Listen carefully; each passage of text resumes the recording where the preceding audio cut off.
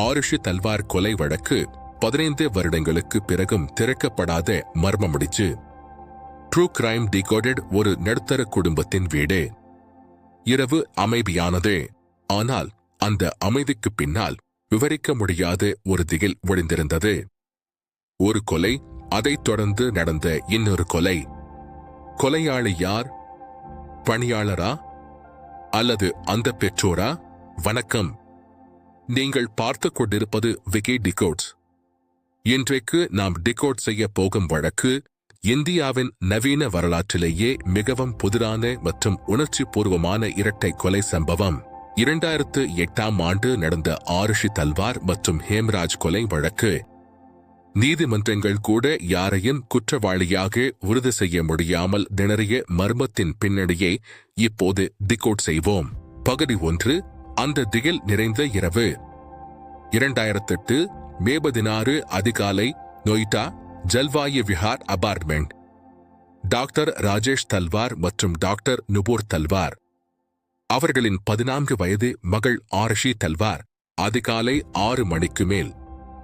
ஆருஷி தன் படுக்கை அறையில் கழுத்து அறுக்கப்பட்ட நிலையில் இரத்த வெள்ளத்தில் கிடந்தாள். இது ஒரு கொடூரமான காட்சி. முதல் பார்வையில் வீட்டு வேலைக்காரன் ஹேம்ராஜ் தான் கொலைக்கு காரணம் என்று பெற்றோர்கள் நம்பினார்கள். அவன் வீட்டில் இல்லை. அதனால் போலீஸ் ஹேம்ராஜை தேட ஆரம்பித்தது. மறுநாள் தல்வார்களின் வீட்டின் மொட்டை மாடியில் குளிர்சாதன பெட்டியின் மேல் மறைக்கப்பட்டிருந்த ஒரு பாயின் அடியில் ஹேம்ராஜின் உடல் கண்டெடுக்கப்பட்டது.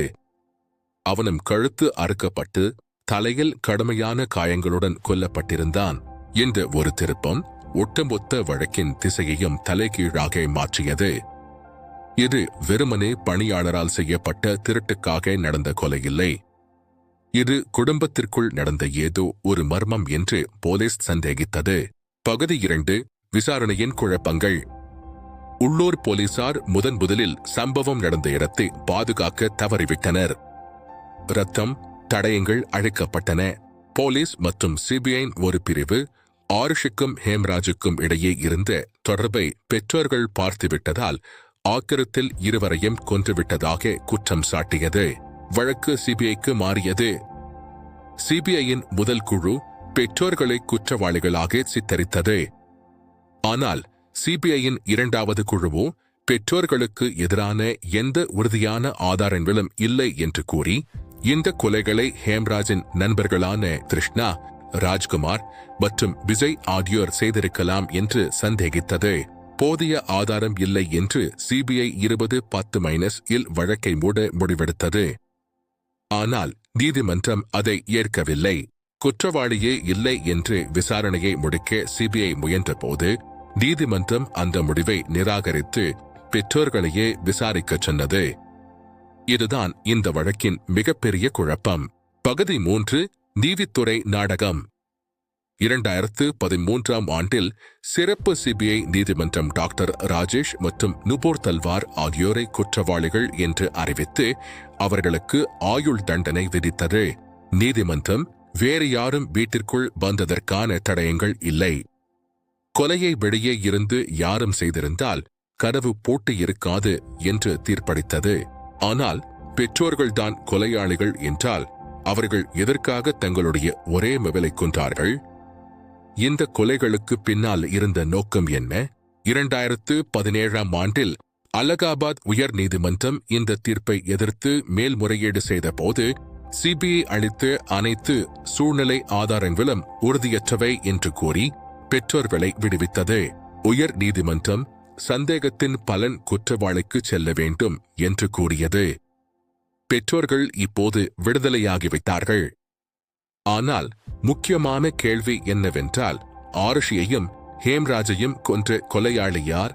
அவர்கள் இன்றும் வெளியே சுதந்திரமாக இருக்கிறார்களா? இந்த வழக்கை பொறுத்தவரை 3 முக்கிய கோட்பாடுகள் உள்ளன. பெற்றோர்கள் சதி. இருவரும் ஏதோ ஒரு மர்மமான காரணத்திற்காக இந்த கொலைகளை செய்து அதை மறைக்க முயன்றார்கள். பணியாளர்கள் சதி. ஹேம்ராஜின் நண்பர்களான பணியாளர்கள் வீட்டுக்குள் புகுந்து ஏதோ ஒரு சண்டையின் காரணமாக இருவரையும் கொன்றார்கள். விசாரணை தோல்வி. தடயங்களை சேகரிப்பதில் ஏற்பட்ட ஆரம்ப தவறுகள். உண்மை கொலையாளியை கண்டுபிடிப்பதை நிரந்தரமாகவே தடுத்துவிட்டது. இந்த வழக்கில் நீதி நிலைநாட்டப்படவில்லை. இந்த மர்ம முடிச்சை டிகோட் செய்ய வேண்டிய பொறுப்பு உங்களிடம் உள்ளது. இந்த வழக்கில் உங்கள் கருத்து என்ன? ஆருஷி மற்றும் ஹேம்ராஜை கொன்றது யார் என்று நீங்கள் நினைக்கிறீர்கள்? உங்கள் தியரியை கீழே கமெண்ட்ஸ் பகுதியில் விக்கிடிகோட்ஸ் ஆருஷி என்ற ஹேஷ்டேக்குடன் பதிவிடுங்கள். மேலும் பல மர்ம முடிச்சுகளை அவிழ்க்க விக்கி டிகோட்ஸ் சேனலை சப்ஸ்கிரைப் செய்து மறக்காமல் அந்த பெல் ஐகானை அழுத்துங்கள். இந்த கதை உண்மை சம்பவத்தின் அடிப்படையில் ஆனது. இதில் குறிப்பிடப்பட்டுள்ள விவரங்கள் நீதிமன்ற ஆவணங்கள் மற்றும் பொது ஆவணங்களின் அடிப்படையில் கொடுக்கப்பட்டுள்ளன.